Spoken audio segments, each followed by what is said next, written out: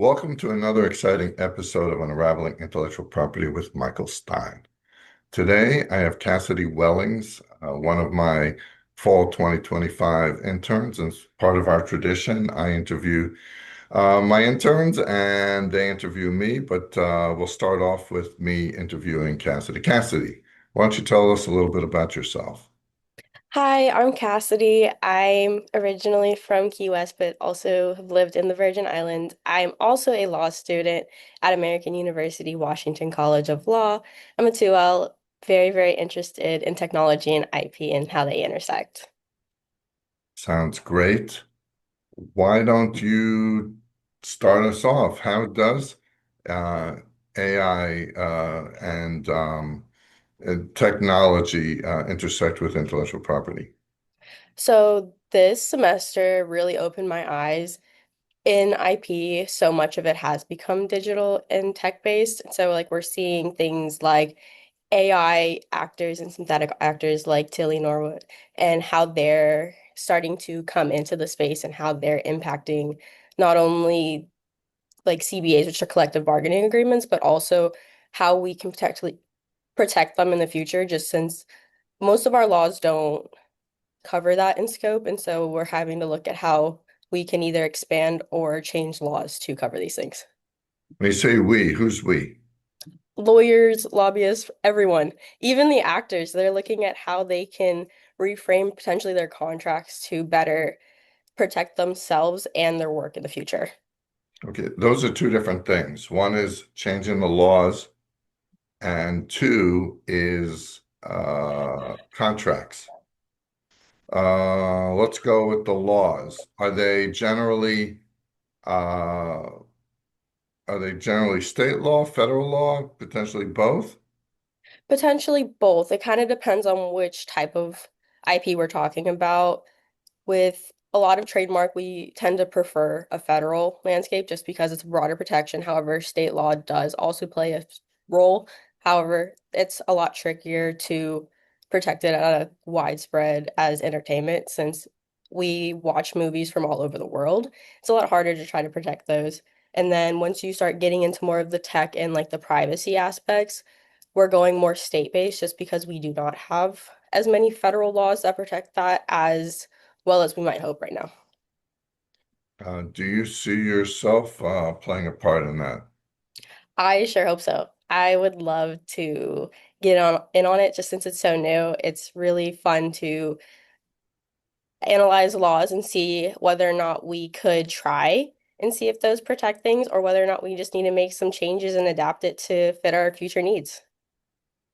Uh, and I guess there's different components. I mean, we're looking at it from a patent aspect, uh, trademark aspect, copyright aspect, also trade secret, but we're also talking about likeness. I know there's a lot of litigation with AI and modeling and how AI models learn. Can you tell us a little bit? I think there's a lot of litigation in that area. Yeah, there's been a fair bit of litigation this past year or so.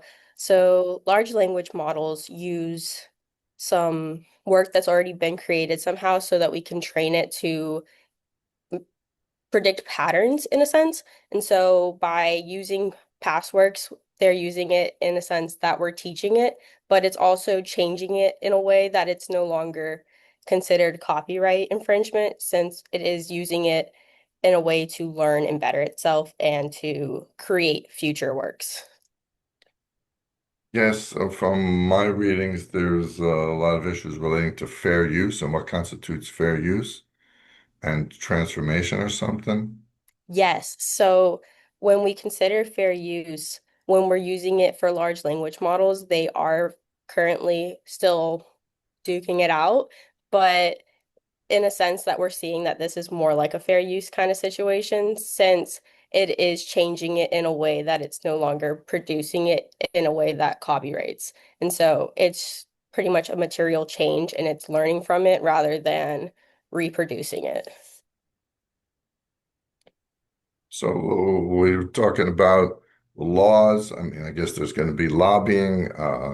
the Screen Actors Guild and the large language, the AI, Open AI, and some of these other ones are going to have a different position than the publishers.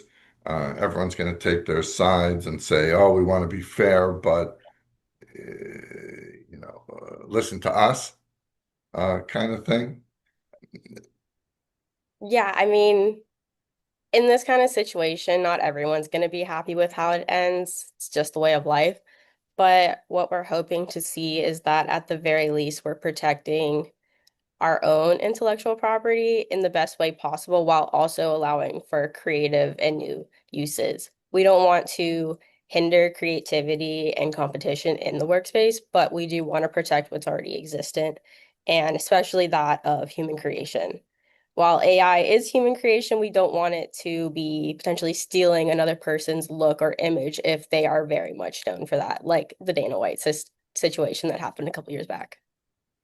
Okay, why don't you tell us what was that? Not So everyone's familiar with the Dana White situation. They don't even know who Dana White is. Dana White was a game show host who was very well known for her iconic blonde look and by removing numbers or hidden things on a board. And so there was a robot that was created to Unknown essentially caller. do the same thing. And because Dana White was so well known for that very specific role, they found that that robot, by having that blonde wig and doing the same role that she would in game shows, they found that it copied her likeness and that that was not something we wanted to see in the future again. Let's get to the contracts aspect. People will, I mean, contracts must be changing, and whatever the standard language is, but whatever the specific situation to cover AI, to cover likeness, are you getting involved at all with that, or you see yourself getting involved with that? Definitely, contracts are something that I do actually enjoy very much. We want to keep contracts to a point where it's still very readable and not too elongated. When we start adding too many clauses and start trying to add a line for every single hypothetical we can expect, contracts kind of lose their value in a sense, as we want it to still promote that competition and creativity I mentioned earlier, but we also want these clauses to predict some future issues that we can keep broad enough that we can try to protect as much as possible. There's a reason why we still have a court of law if something were to go wrong in this contract, duke it out in court. But as long as both parties are pretty understanding of what they want it to mean, it does, in a sense, protect them. We just need to make sure that we're incorporating these new technologies like AI and synthetic actors into these contracts to try to protect our actors and all of our new creatives in the spaces. So, first year law school, I think you have to take a semester or a whole year of contracts. Are law schools, or at least American, is it are they covering this stuff?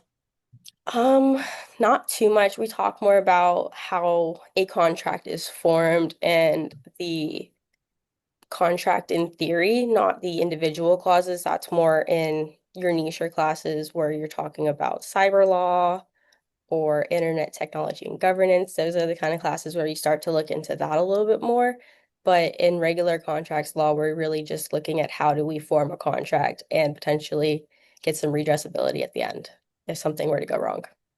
And going back to the students building technical literacy, what are you doing to build your technical literacy? I try to do as much as possible. I really like to explore one, the internet in general, and learn how the internet functions as a whole, just since there's so much that we don't see, and like how domain names work and how do we give those? How do you choose that?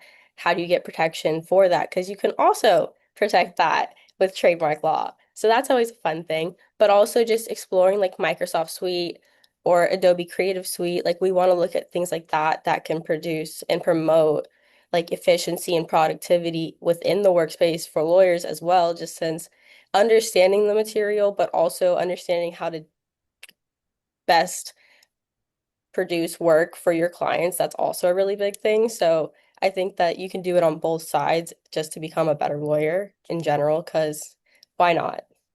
I know giving you a couple projects like a questionnaire and stuff, and you were doing all this stuff with the questionnaire. And so if you answered it one way, you would eliminate a whole bunch of other options that you didn't need to see and the like. Are you doing this stuff on your own? Or there's classes? Like, what's the mode of your learning? So I've taken a few classes in the past that have kind of opened up my eyes just to find where to learn this stuff, but I do like to watch a lot of YouTube videos and find how-tos for this kind of stuff, just since I don't have a science background. So a lot of it is just taking the initiative myself and trying to get like certificates or using the LinkedIn Classroom, things like this. There's always a way to learn something new, also trial by error. The more you do it wrong, the more you learn. I've heard something like that. Well, thank you. It's been very enlightening. Any parting words? Good luck and stay focused. Okay, those are two very good parting comments. Thank you for being on the podcast. Pleasure having you as an intern here for the fall of 2025. And for my viewers, thank you for viewing this episode of Unraveling Intellectual Property with Michael Stein. Until next time.